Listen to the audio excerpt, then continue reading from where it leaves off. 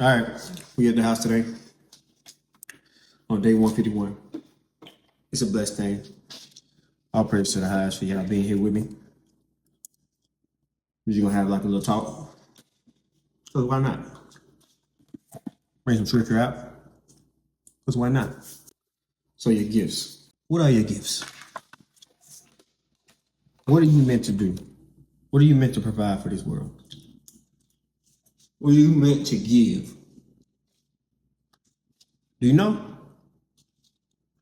If you don't, the only way you can know is to pray. And I know. People gonna be like, well, I'm great. But it's more to praying than just praying and doing nothing and just waiting. You gotta try stuff. And all of us innately know what we good at. This scripture right here, Book of Proverbs, chapter 18, verse 16. Saying, man's gift maketh room for him and bringing him before great men. Now, great men. When you working in your gift, whatever that gift may be, you're gonna almost always start to attract more powerful people to your life. Because you're working in it. You're doing exactly what the Lord needs you to do. And you share it. Your gift is for everybody. That's what your gift is for. That's what most of the time our gift is for. It's for everybody. It's not for us. It's for us to share with everybody. Just like the parable of the talents. We've talked about this before in a couple of my other videos. I believe that today it should be another time we should bring it out, because when we working in our gifts, it's better for you to work in your gift than to not work in your gift or to hide your gift. It's better for you to do that. Because you know, if you hide your gift and Christ come back and you've hidden your gift, you're going to be labeled a wicked and slothful servant. A wicked and slothful servant. And this is what the Bible says about slothful. The way, this is the book of Proverbs chapter 15 and verse 19. It says, the way of the slothful man is a hedge of thorns, but the way of the righteous is made plain. So the way of a slothful man, right, is a hedge of thorns. A hedge of thorns is something that's blocking you from being or working in your gift, right? This hedge of thorns, you try to cross the hedge of thorns, it's going to hurt you because it's thorns and it's going to stick you all over if you try to get through it. And see, that's the mindset of a slothful person. They always have something, excuses, procrastination, some type of fear blocking them from being exactly who they're supposed to be. And they blame everything else except the thing that is really what it is. Fear. Fear. We all live with fear in one way or another. You know how I know that?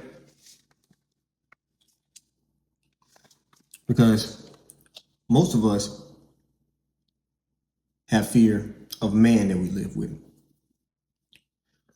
We have fear of failure, fear of rejection, fear of success, fear of missing out. All these things that lies in fear is rooted in fear.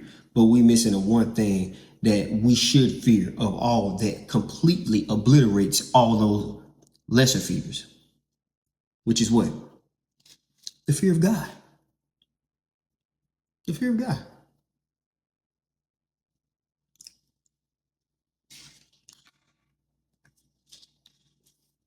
And it's a beautiful thing to put it in perspective, right?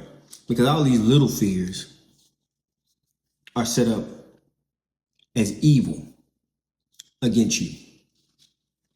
But the fear of God is the most respected and reverenced fear, rooted deeply in love and wanting you to win. The Bible talks about how the fear of the Lord tended to life, and how you shall not be visited with evil. The evil being those lesser fears, right?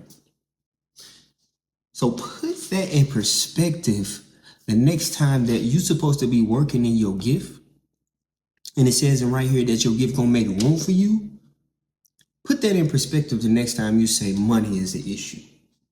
The next time you say, oh, time is the issue.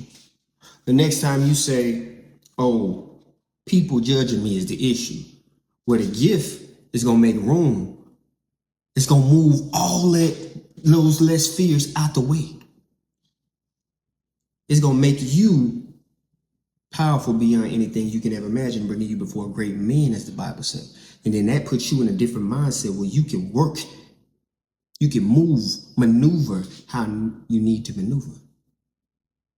And the Lord starts blessing you even more, like he did the man with the talents. He gave that man 5 talents, and he used and invested and did everything he was supposed to do. And then when Christ came back, he gave him 5 more. Because he did what he did with what he had, and the Lord increased him more. And it happens like that each time, especially when you're doing what you're supposed to do. Ain't that right?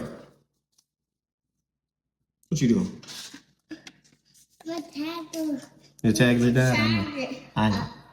Clean the tagger. Awesome. Okay. This.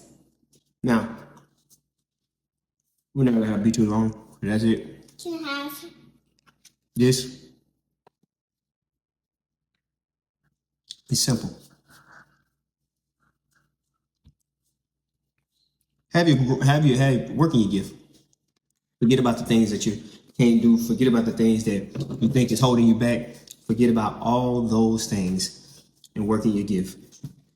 And watch how all the lesser fears, put your fear of God above all the other fears that could possibly be. And I'm telling you.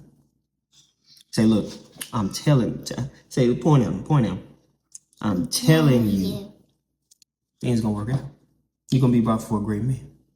All the things that is holding you back ain't gonna hold you back no more. You can be like, dang, I ain't even need no money because the Lord don't worry about how much money you got in your bank account, cuz.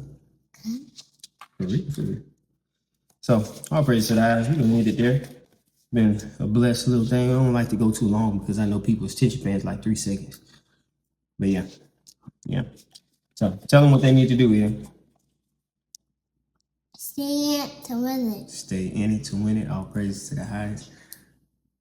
And I don't know, it's out there well. Love y'all, boy. Everyone 51. We're gonna keep on going. We're gonna keep on moving down that road. I bet you do. Y'all stay in it.